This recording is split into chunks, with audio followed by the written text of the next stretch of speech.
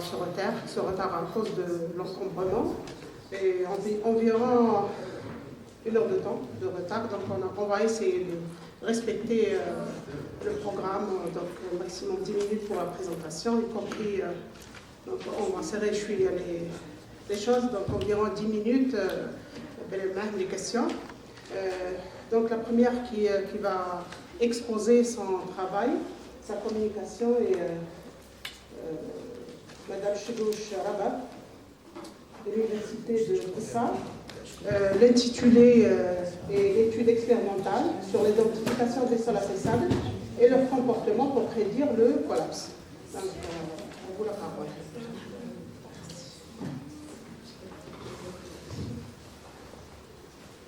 Bismillah ar-Rahman ar-Rahim, chers participants et invités distingués.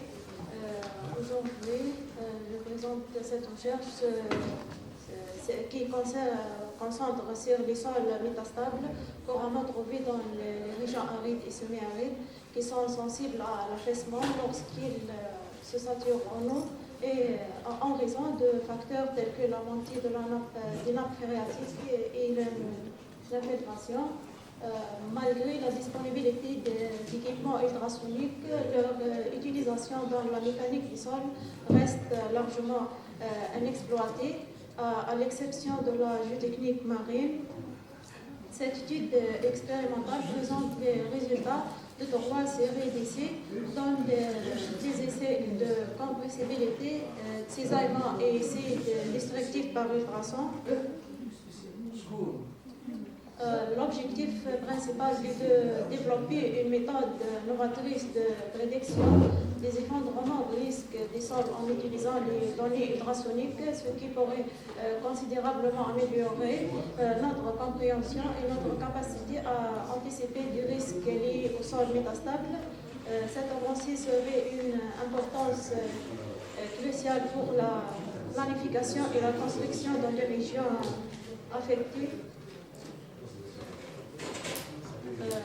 Dans le cadre de notre programme d'essai, nous avons suivi les étapes suivantes. Prélèvement de sable de la région de Malé, utilisé couramment dans la fabrication de béton. Extraction de camas de la mine de Hamam Ber dans la région de Guelma, un matériau utilisé dans l'industrie céramique. Mélange des échantillons de sable et de camas en différentes proportions. Maintien des teneurs en eau inférieures à l'optimum pour les mélanges. Utilisation d'énergie de compactage modérée pour reproduire des conditions similaires à celles sur le terrain.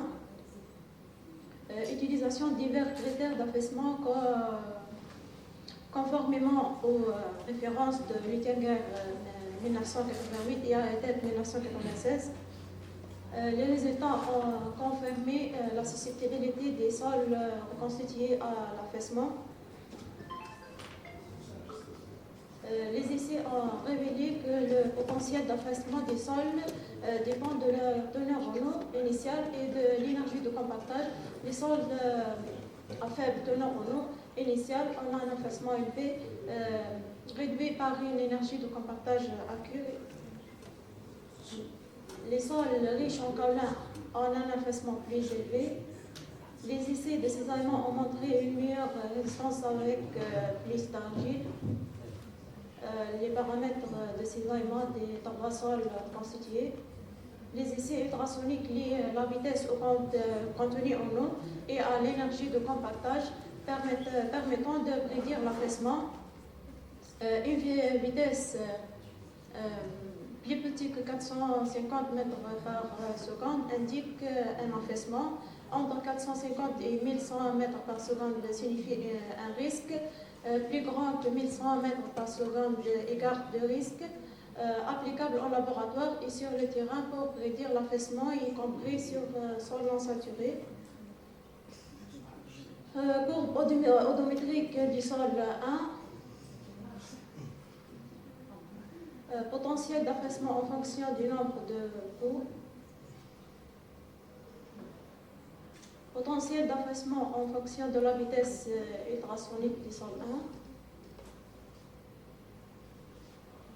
Les principales conclusions de cette étude peuvent être résumées comme suit. Les sols affissables sont reproductibles en laboratoire en mélangeant le caoutchouc avec du sable présentant des propriétés typiques de ces sols. La teneur en caoutchouc et en eau et l'énergie de compactage influencent le potentiel d'affaissement et la vitesse ultrasonique. Une faible teneur en eau initiale peut entraîner un affaissement important, mais au-delà d'un certain niveau d'énergie de compactage, l'affaissement cesse. Une plus grande proportion d'argile renforce la cohésion non drainée et la résistance aux contraintes de cisaillement dans le sol. Une nouvelle méthode basée sur les essais ultrasoniques permet de prédiction rapide des sols affaissables en prenant en compte la granulométrie, la compacité et la teneur en eau. La vitesse ultrasonique et le potentiel d'affaissement sont des indicateurs inverses de l'état de compacité du sol.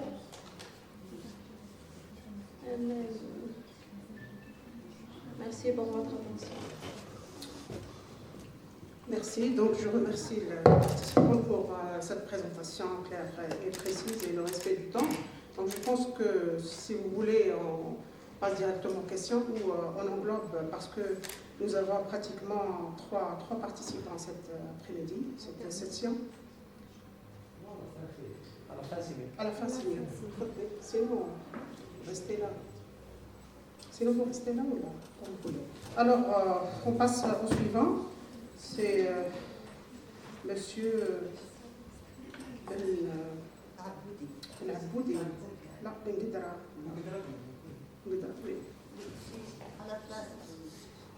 il est absent, je pense. Aboudi.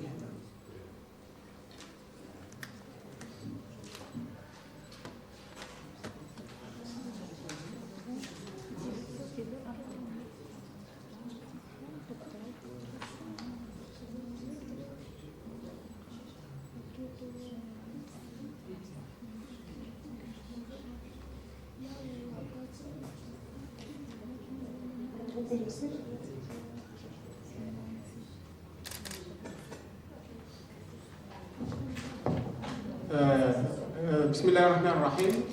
Hello everyone for this presentation. Was presented by me, Bogdara Bilal, and my professors, Sanjak and Wanani Mouloud of University Boumerdès and Jalfa. Our presented is titled by Bayesian Optimization Algorithm, Basel Support Vector Regression Analysis for predicting the strength of subgrade soil for pavement design. As an outline, we have an introduction, materials and the method, support vector regression model, Bayesian optimization algorithm, statistical indicator of performance, result and discussions, and conclusions. As an introduction, the California Bearing Ratio CBR is considered one of the most important design indicator for flexible roads. However, determining its value requires significant laboratory efforts, medium values, and large workforce. Due to these difficulties, several attempts have been made to find the empirical relationship between the CBR and the soil parameters.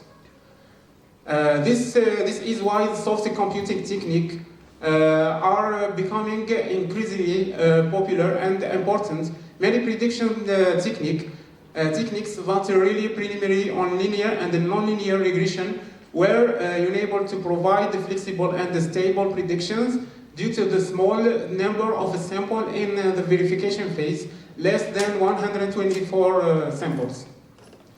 All the researchers have achieved the prediction accuracy ranging from the 80% to 92% based on the square error, square regression, R-square value in the testing phase using 6 soil parameters: water, gravel, sand, and the fitness content, plasticity index, moisture content, maximum dry density, and the plasticity index. It was also observed that the accuracy of predictions from traditional training models decreased by 65% when verified, which may be due to the insufficient inputs or inappropriate training, or perhaps the overfitting causes. In this study, a model was developed to improve the prediction ability of CBR using the Bayesian optimization algorithm, BOA, based on the support vector regression SVR kernel integration model, which helps to select the optimal kernel for the model and the optimal parameters, hyperparameters, and by attributing it to the k-fold cross-validation method to avoid the overfitting for the model as well. In this study, common evaluations indicators such as the coefficient of determination R-square and the mean absolute error and the root mean square error are used to evaluate the performance of the proposed model. We will also present a comparison of the performance of BOA SVR model with other machine learning models such as the multiple linear regression and the decision tree, DT. Sorry for the error, which demonstrates the superiority of the BOA SVR model with a local database. As the materials and the methods, we have an experimental database is utilized to generate the SVR model of indirect estimation of the Californian bearing ratio for based on material type, basic engineering characteristics, and the molding conditions. The database consists of 238 experimental samples obtained from laboratory tests, for example, the CBR, Atterberg, limits, and the Proctor's, and the granulometrical, sedimentometrical analysis performed by the laboratory of the Central Transportation Agency, CTTP, located in Algiers. Laboratory tests were taken out of a different type of line of fine soils, such as the clay and silt or the hybrid silt clay. Several input parameters are selected, namely coefficient of uniformity, coefficient of curvature, gravel content, sand content, fine content, liquidity limit, and the plasticity limit, plasticity index, dry density for each sample, water content for each sample, maximum dry density, optimal water content. We have this table was describes statistical of input parameters used in this study. We have the variables and its values like the mean and the standard deviation, mean and the max. Support vector regression, SVR. Support vector machine or support vector regression algorithm is a general classification and regression method. It has been extended to the solve regression problems with the introductions of Hopkins, epsilon intensive loss function. Given a data set X with the target values is the U. We want to do the SVR, so the optimization problem is in these equations. When epsilon and the epsilon star are the slack variables, B is the constant, phi is the non-linear mapping function, C is the penalty factor. Epsilon specifies the requirements for the regression function. After training, solving the QP, we get the value of alpha and alpha star, which are both zero if X does not contribute to the error function. For the new data, we have these equations. And with K for XZ is a kernel function. In this study, the RBF function was used, which describes as the exponential of minus gamma x minus z squared. Gamma is the kernel parameters. In addition, the prediction accuracy of the SVR using the RBF kernel depends on the choice of three parameters, epsilon, gamma, and C. The Bayesian optimization algorithm. The BOA is based on a Bayes rule, is a converse prior knowledge to determine the posterior possibility choosing the values for the next iteration, when the result of the previous iteration will be used. Hence, it can approach the optimum point more efficiently than arbitrary selection. In a BOA, the function f for x is associated to a realization of a GP with the mean function m. Mathematically, the hyperparameters optimization using the BOA can be stated as this function. When f for g is the objective score to reduce the RMSE, and G star is the set of the hyperparameters that generates the lowest value of the score. The hyperparameters epsilon, C, and gamma are optimized by integrating the Bayesian optimization algorithm with the SVR algorithm. The optimization algorithm can be described in the following steps. The first step is the set of the hyperparameters of the model. Set the objective function, create surrogate probability model of the objective function, find the hyperparameters that perform best the surrogate model, use these hyperparameters to the true objective function. You update the surrogate incorporating the new result. Repeat the step 3 to 6 until the maximum number of a trial is reached. Extract optimized hyperparameters and use these optimized hyperparameters to build the SVR model. Statistical indicators of a performance. Assessing the model accuracy is a fundamental part of the process of creating machine learning models to explain how well the model is operating. The mean absolute error and the root mean square error and the coefficient of determination R square are used to evaluate the predictive error to rate and the model performance, which was given by these equations, where y and t are predicted and measured value. Y bar and t bar are the mean of the predictive and measured value of a CBR respectively, and the n denotes the number of data records. Results and discussions. The BOA-SVR model is developed by training its hyperparameters since the model accuracy and the computational time are strongly depends on these parameters. We have the table 2 presented the optimized parameters for using the SVR model.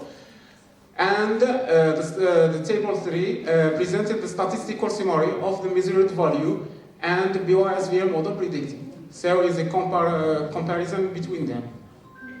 Results and discussions. We can also present the result or the comparison between the measured CBR and predicted CBR in the box plot.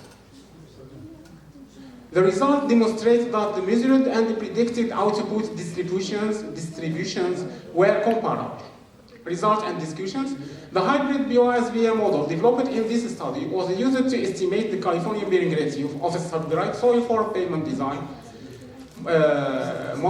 Demonstrate that the R square equals 0.89% or 89%.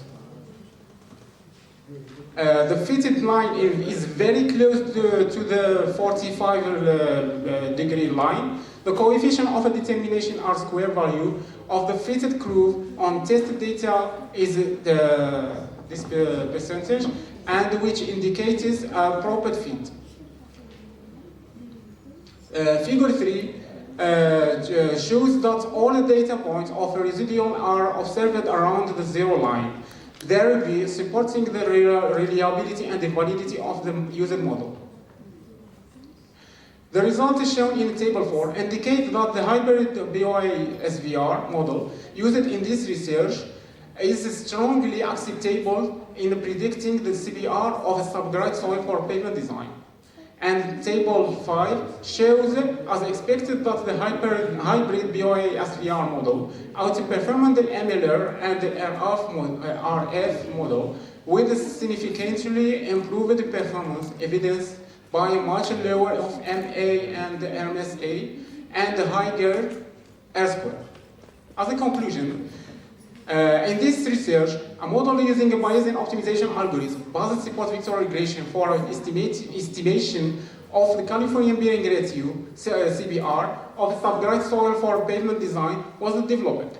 The results show that the Californian Peering Review of subgraph soil pavement design, estimating using this hybrid BOI-SVR model, closely matches the experimental results. And the estimation results overlap the laboratory results, since the R-square value between the measured and the predicted values are very close to 1. The proposed model shows that the residual data points lie around the zero line, which further validates the reliability of the proposed model. In addition, the proposed BOI-SVR model shows the lowest errors and the highest R-square compared to the other conventional AI model. The proposed hybrid model is built using a dataset collected principally from a field located in the northern region of Algeria. Collecting additional data from other regions can aid to improve the generalization of the proposed model and to build a reliable, soft computing tool for pavement design. And finally, thank you for your kind attention. Merci pour la présentation, Claire. Vous avez passé au moins 3 minutes, équilibrées par le temps laissé par la participante avant. Vous pouvez rester là. Donc on passe immédiatement au troisième participante. Et bien, le voici là.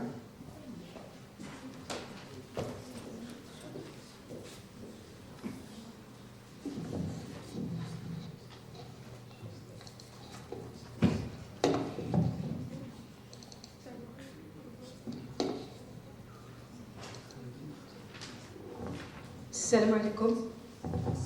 Ma présentation porte sur la réduction de la dimension par ISOMAP pour prédire la pression de gonflement du sol par réseau de neurones. Donc, le plan de travail est scindé en introduction, matériaux et méthodes, interprétation des résultats, et je termine par une conclusion. Donc, les sols gonflants sont reconnus comme des sols à problème qui subissent des changements de volume importants lorsque leur teneur en humidité est modifiée. Plusieurs désordres ont été observés au niveau des constructions légères, dans les routes, surtout dans les régions arides et semi-arides. Les paramètres de gonflement, tels que le potentiel et la pression de gonflement, sont identifiés ou bien soit par mesure directe ou par corrélation indirecte par plusieurs formules empiriques. Donc, ce tableau récapitule qu'il y a plusieurs auteurs qui ont défini les relations empiriques les plus connues, soit par ANN, MLR, régression linéaire, régression multiple, et sous ANN, sous les neurones. Donc, cette étude a été réalisée dans la région nord-est de l'Algérie, Batna, caractérisée par un climat semi-aride, dans les formations géologiques argileuses et marnaises très répandues, généralement sujettes au phénomène de retrait-gonflement, principalement cause des dommages observés sur diverses structures en raison de fortes pressions générées. Donc vous avez quelques photos surtout ça c'est prise au niveau d'une Gauss. Donc la base de données expérimentale pour exécuter cette étude, une base de données de sol gonflant a été collectée au niveau de la région de Batna avec 8 variables.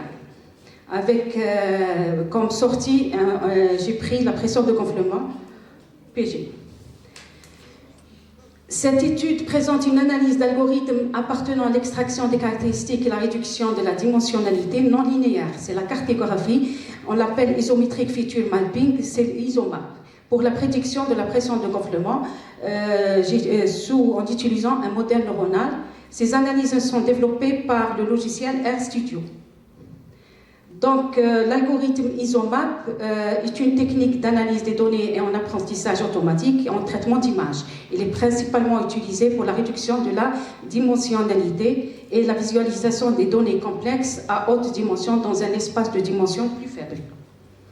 Donc, le but est de trouver une variété non linéaire contenant des données pour la connaissance d'une matrice de dissimilarité entre les paires d'individus, mais en lui donnant comme métrique la distance géodésique ou curviligne. Donc voici l'algorithme ISOMAP. Donc au niveau des interprétations des résultats, donc cette figure montre la variance résiduelle d'ISOMAP avec des dimensions de 1 sur 10 à partir desquelles j'ai pris la dimension à peu près de 5. Donc après j'ai utilisé le réseau de neurones artificiels ANN. Le réseau artificiel sont des méthodes de calcul intelligentes et efficaces pour modéliser le comportement des phénomènes physiques. Ces types de méthodes ont été développés pour la modélisation des problèmes complexes dans lesquels la relation entre les variables du modèle est inconnue.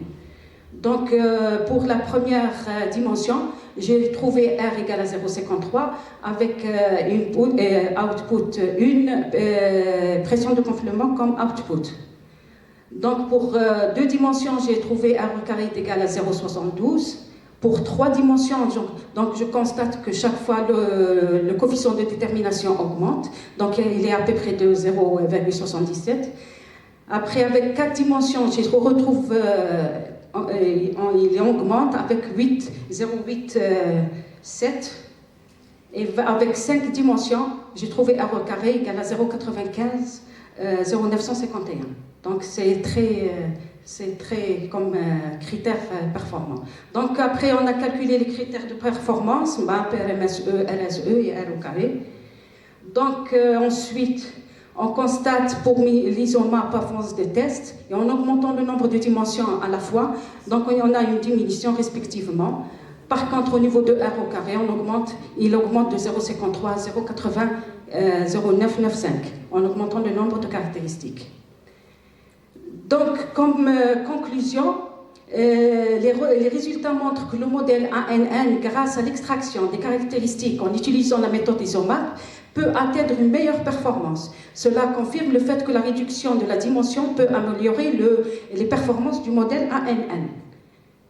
Et en effet, les 50 traits d'immense conservés dans cette étude, le modèle neuronal basé par isomap a donné une meilleure performance en ce qui concerne les mesures. Troisième conclusion, compte tenu de la complexité de l'hétérogénéité de la structure du sol insaturé, la méthode d'extraction des caractéristiques non linéaires fournit une technique pertinente et puissante pour prédire les différents paramètres de ce type de sol. Par conséquent, il est recommandé d'adopter le modèle isomap ANN actuel pour prédire la pression de gonflement. Et les méthodes non linéaires telles que ANN constituent donc une solution prometteuse qui prend en compte la complexité et l'hétérogénéité de la structure des sols non saturés. Et enfin, l'étude ouvre de nouvelles possibilités pour de recherches futures sur les sols non saturés, en particulier pour le comportement des sols gonflants, car il s'agit d'un phénomène complexe. Merci pour votre attention. Merci. Donc, merci pour la clarté et le respect du temps. Donc, sans tarder, on passe aux questions. Donc, pour les 3, bien sûr, interventions, si vous avez des questions,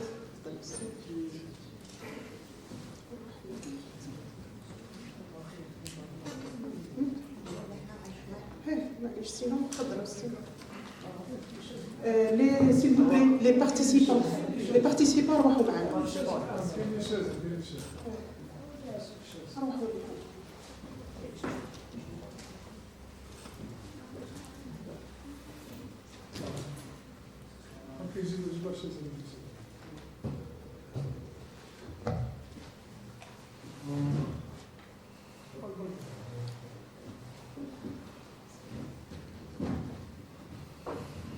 C'est pour quelle intervention, monsieur? La première.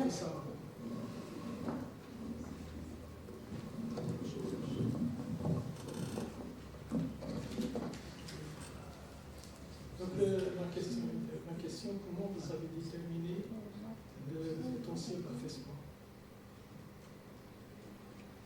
C'est-à-dire, est-ce que vous prenez la première ordre naturelle et à quelle contrainte vous avez utilisé? Est-ce que le paramètre simple ou le paramètre simple? C'est-à-dire le concept que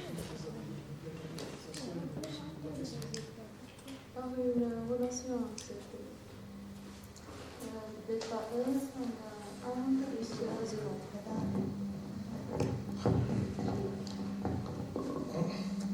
Oui. Par une relation delta CP égale à delta E sur 1 plus E0. CP calculé. Non, vous utilisez l'odomètre simple. L'odomètre simple. Donc delta H sur H ou bien delta E sur 1 plus E0.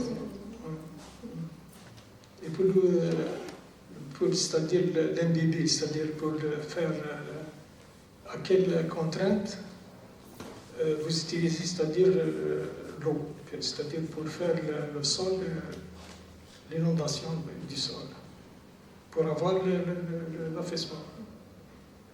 Est-ce que c'est clair ma question? C'est-à-dire que le sol le potentiel d'affaissement. Donc à quelle contrainte? Une contrainte, c'est-à-dire Génining, c'est-à-dire que le tableau, il travaille avec une contrainte, c'est-à-dire selon les normes, il y a 200 kilopascal. Voilà. Donc, c'est-à-dire 200, puisque tu utiliser le double odomètre, donc le premier, il faut avoir 2 odomètres, un à sec et l'autre, c'est-à-dire inondé. Il va avoir la différence, c'est-à-dire 2 courbes, et on peut, c'est-à-dire déterminer le potentiel d'affaissement. Donc vous avez dit que le sol, c'est-à-dire le sol affaissable, les sols affaissables, se trouvent dans les régions arides et semi-arides. Donc il y a une réflexion, c'est vrai, qui se trouve dans les régions arides et semi-arides, mais on sait, il y a des études qui prouvent que l'origine du sol affaissable, est-ce que vous attendez de l'os? Il se trouve la Chine, l'URSS, la Roumanie, l'Angleterre. Donc, si on prend le cas de l'Angleterre, même arides et semi-arides, malgré ça, ils ont des sols affaissables. Donc, merci bien.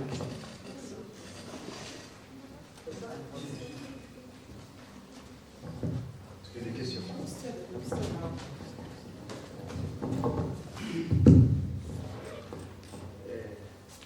Je remercie les 3 communicants sur la qualité des présentations. Ma question est directement au docteur Bello aussi là. Concernant le fichier d'entrée des données, tu as pris en considération 5 données, je pense bien. 5 paramètres. Je pense 8 variables avec une seule variable. Question de confirmer. Est-ce que tu as, parce que à la fin de la conclusion, tu as cité l'influence sur le comportement des sols non saturés. Est-ce que tu as pris en considération directement des paramètres directement reliés au comportement non saturé, tels que par exemple la différence entre la pression de l'air et la pression de l'eau? Non, j'ai pris l'influence de la quantité d'eau sur le volume du vide et par conséquent sur le potentiel du fond d'air. Non, j'ai pris 8 variables telles que les caractéristiques d'identification d'un sol gonflant, c'est-à-dire les limites de liquidité, la plasticité, les 2 mm, les 80 microns, limite de retrait, mais pas de... Je n'ai pas pris ça. C'est des paramètres indirects. Indirect, non, je n'ai pas pris ça.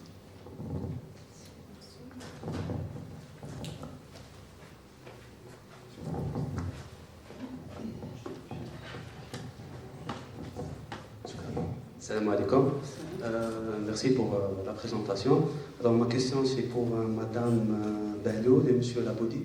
Dans la présentation, en fait je travaille toujours sur les côtés expérimental, mais j'ai envie d'aller vers la modélisation. Oui. Alors la question, je vais poser en anglais français parce que je suis qui est plus à l'aise en anglais.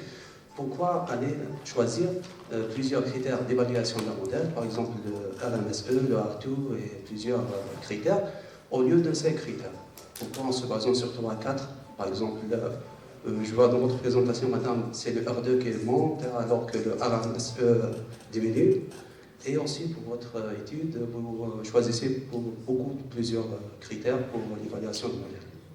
Merci. Donc, pour ma communication, j'ai calculé les critères de performance pour comparer entre la première dimension, la deuxième, la troisième, la quatrième et la 5e dimension. Non. Parce qu'au niveau de cette problématique, donc j'ai comparé par la méthode ISOMAP. Donc pour comparer les 5 dimensions, il faut bien comparer les critères de performance. Donc j'ai commencé par les trois critères, ensuite j'ai terminé par le R au carré. Justement, ma C'est les question, coefficients. pourquoi choisir 3 ou bien 4 critères dans les deux présentations? Pourquoi choisir 3 au lieu d'un critère, d'un seul critère? Et je confirme, si je retrouve par exemple R au carré au niveau de la 5e dimension, donc je dois trouver des erreurs moins par rapport, donc au moins pour comparer. D'accord. Merci beaucoup. D'accord. D'autres questions, s'il vous plaît?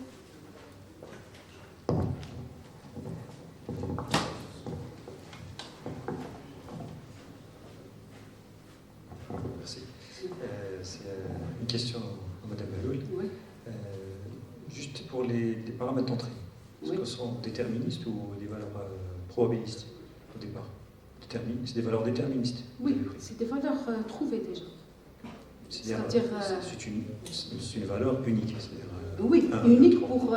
C'est pour- pas des valeurs variables. Non, c'est unique pour chaque type Ça de peut être aussi, on peut rentrer la partie aussi derrière, et ça va compliquer un peu plus le travail Oui. par la suite, hein, Oui. si vous voulez. C'est de prendre des valeurs probabilistes au lieu de prendre des valeurs déterministes au départ. C'est-à-dire. Ça enrichit. C'est-à-dire, par exemple, on prend par exemple un critère, un paramètre, je ne sais pas, le coefficient d'uniformité du sol, par exemple, le CU, ou autre, la cohésion, par exemple. On ne la prend pas comme une valeur déterministe. On la revient prend toujours. avec une certaine distribution gaussienne, par exemple. Mais on D'accord. revient, et donc il ne faut pas prendre, au niveau des neurones, il ne faut pas prendre les valeurs qui sont collinéaires. Par exemple, si je prends par exemple WL et IP, je ne dois pas prendre WP. Parce que de IP, ça se calcule entre WL et WP. C'est ça. Donc il faut choisir les paramètres d'entrée. Je sais qu'on doit choisir. Au préalable, il faut choisir les paramètres Mais on peut d'entrée. prendre une tranche de valeur, pas une seule valeur, c'est-à-dire unique. D'accord? Une tranche valeur avec une certaine distribution qui suit une certaine logique. Parce que c'est ce genre de. C'est de la fiabilité en fait, hein, qu'on peut faire. Ouais, c'est l'optimisation un petit peu. Ouais, ça rentre dans l'optimisation. Et Madame Bachir, tu connais. Avec c'est autre chose. J'ai juste pour vous dire un petit peu par la suite. Par la suite, tu peux le faire, oui. Par Oui. la suite, pour faire un petit peu. Pour Ça faire, vous donnera des idées sur ça. pour C'est-à-dire les faire valeurs la- d'entrée, il ne faut pas les prendre comme des valeurs. كاين لي زالغوريثم مثلا كما بوروت هذا يليميني لك Oui, le critère de Boruta, oui. Voilà. Il élimine les variables non pertinentes. Non, qui trouvent une corrélation, il élimine. Il y a certains algorithmes qui font ça. C'est au préalable, on fait la sélection. Oui, on peut le faire. Oui. Merci. Une question. Merci. Alors, une dernière question avant une dernière, ou en clôture. Pour soit pour vous, est-ce que vous pouvez l'utiliser pour caractériser, par exemple, un comportement d'un sol? Pas trouver, parce que ce soit vous ou Madame Belloul, vous avez estimé donc l'estimation, voilà, des paramètres mécaniques. Il y a la pression de gonflement et vous, c'est le CBA. Donc, est-ce que on peut estimer ou caractériser avec ces techniques le comportement, par exemple, plusieurs paramètres, par exemple les paramètres physiques, le VDS par exemple, est-ce que c'est مي حنا ما كاينش عندنا لاباز دي دوني كامله يعني كلشي كامل لي ريزولت كانوا كاينين على ديك اللي اليمينا الفي تي اس par exemple. وكاين ذلك بريديكسيون بروجي بسيطيه كان دات ارتيكل اخر على الامام اللي هو الريزيلنت. اوكي دونك مش في الصوت ولا في الصوت في الباتيريو. اوكي donc c'est très intéressant, j'espère ça fait voilà. Quelle autre question?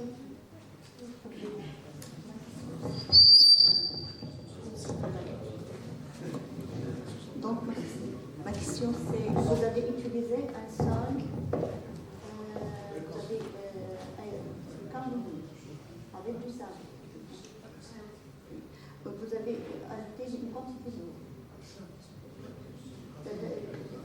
Cette quantité d'eau n'a pas déterminé la présentation.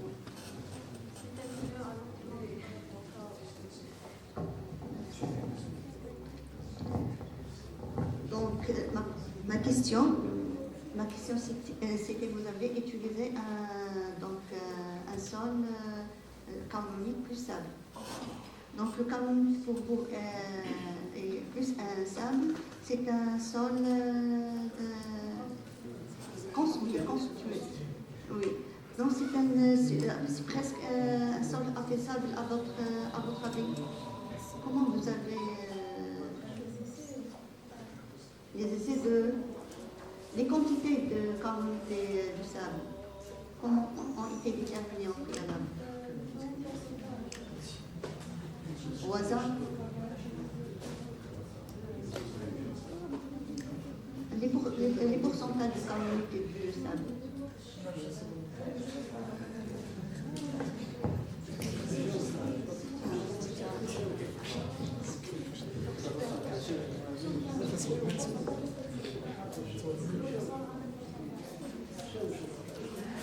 Vous avez utilisé combien de sols vous avez utilisé? 3 sols. Tous les pourcentages de 3 sols.